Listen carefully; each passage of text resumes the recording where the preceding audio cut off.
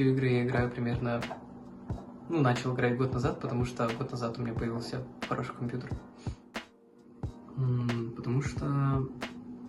Ну, видеоигры — это способ расслабиться, мне нравится играть с моими друзьями, весело проводить время вместе с ними.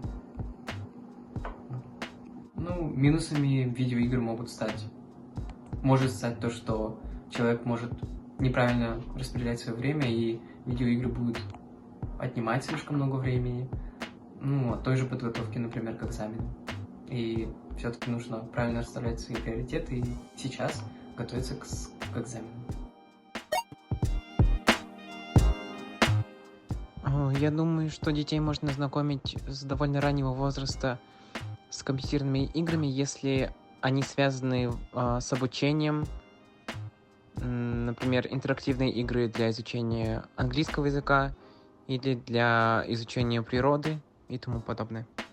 Да, я считаю, что чрезмерное увлечение видеоиграми может оказать влияние на ребенка, смотря какая эта игра будет, потому что родители должны следить за тем, во что играет их ребенок, чем он занимается.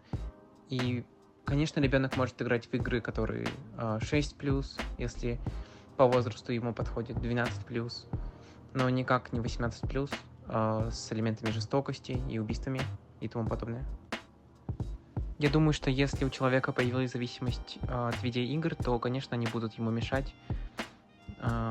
Также видеоигры способствуют выработке адреналина, который активирует нервную систему стресса, что негативно сказывается на общем состоянии человека.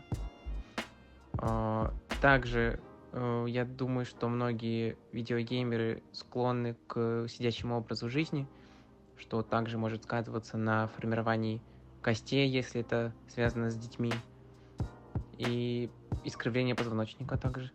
Вот.